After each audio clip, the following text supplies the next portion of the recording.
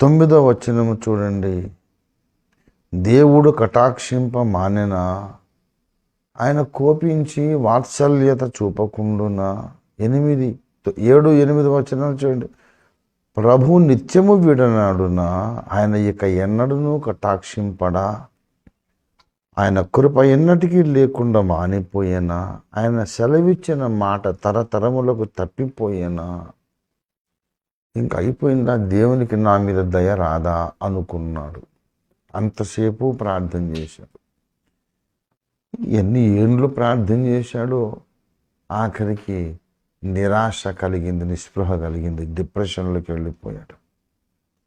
అయినా సరే మళ్ళీ ధైర్యం తెచ్చుకున్నాడు. ప్రార్థన పోరాటంలో ఉన్న మనం ఆసాపును మనం మాదిరిగా పెట్టుకోవాలి.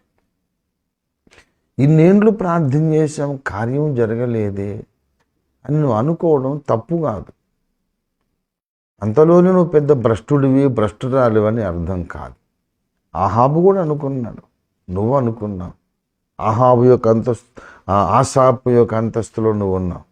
ఆసాపు అలాగే అనుకున్నాడు. ఆసాపు భక్తుడు అలాగే అనుకున్నాడు, నువ్వు కూడా అనుకున్నావు.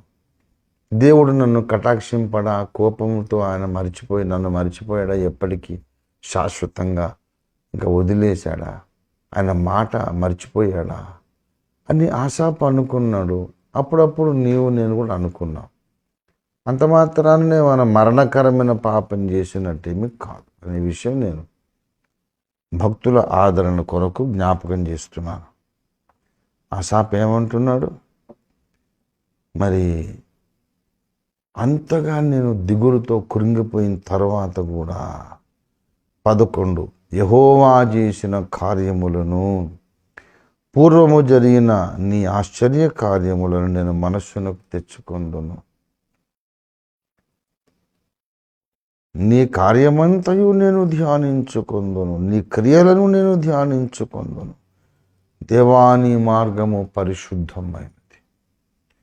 దేవుని వంటి మహాదేవుడు ఎక్కడున్నాడు? ఆశ్చర్య క్రియలు జరిగించు దేవుడవు నీవే.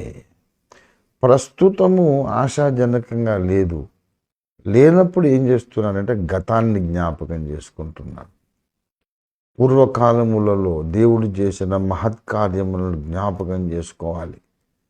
పూర్వకాలమందు దేవుడు చేసిన అద్భుత కార్యాలన్నీ జ్ఞాపకం చేసుకొని వాటిని బట్టి దేవుని స్తుతించి ఆరాధించుట వలన ప్రస్తుతమందున్న డిప్రెషన్ని మనము గెలవవచ్చును. ఇది టెక్నిక్.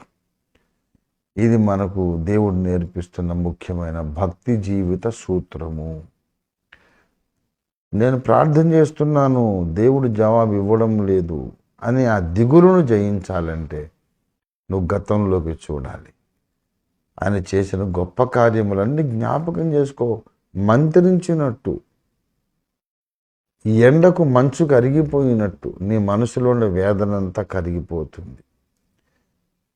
దేవుడు ఇంతకు మునుపు చేసిన అద్భుత కార్యములను జ్ఞాపకం చేసుకోవాలి.